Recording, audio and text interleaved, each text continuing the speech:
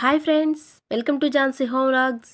ఈరోజు వీడియోలో మనం ఇంట్లో రెగ్యులర్గా చేసుకునే బెండకాయ పులుసును ఎలా ప్రిపేర్ చేయాలో ఈ వీడియోలో చూపిస్తున్నాను.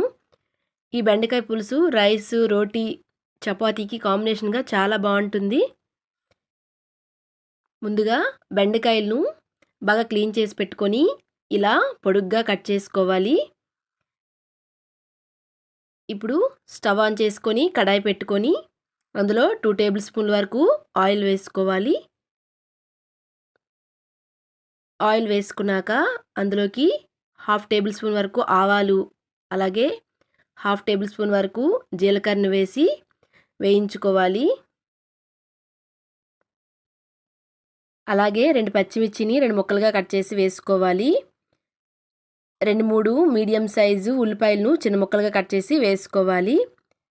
అలాగే కొద్దిగా కరివేపాకు వేసుకొని మొత్తంగా బాగా కలుపుకోవాలి. ఉల్లిపాయలు గోల్డెన్ బ్రౌన్ కలర్ వచ్చేంత వరకు వేయించుకోవాలి. ఇలా కలర్ చేంజ్ అయ్యాక ఇందులోకి కొద్దిగా అల్లం వెల్లుల్లి పేస్ట్ వేసుకొని కలుపుకోవాలి.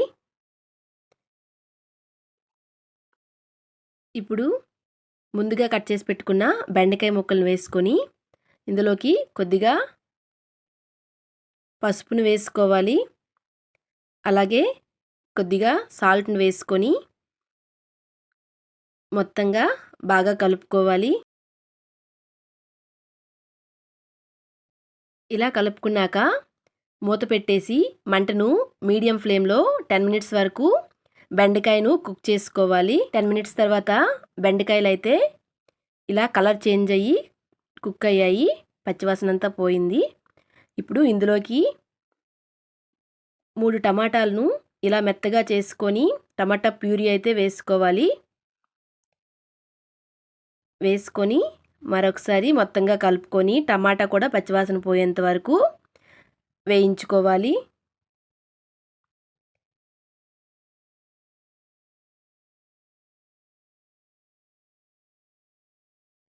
టమాటా, పచ్చిమిర్చి మొత్తంగా వేయించుకున్నాము. ఇప్పుడు ఇందులోకి కొద్దిగా చింతపండు గుజ్జును వేసుకోవాలి. నేనైతే కొద్దిగా చింతపండుని వాటర్లో నానబెట్టి వేసుకున్నాను. అలాగే కొద్దిగా నార్మల్ వాటర్ కూడా వేసుకొని మంటని హై ఫ్లేమ్లో పెట్టుకొని రుచికి సరిపడా కారము, అలాగే కొద్దిగా ధనియాల పొడి వేసుకొని మొత్తంగా బాగా కలుపుకోవాలి.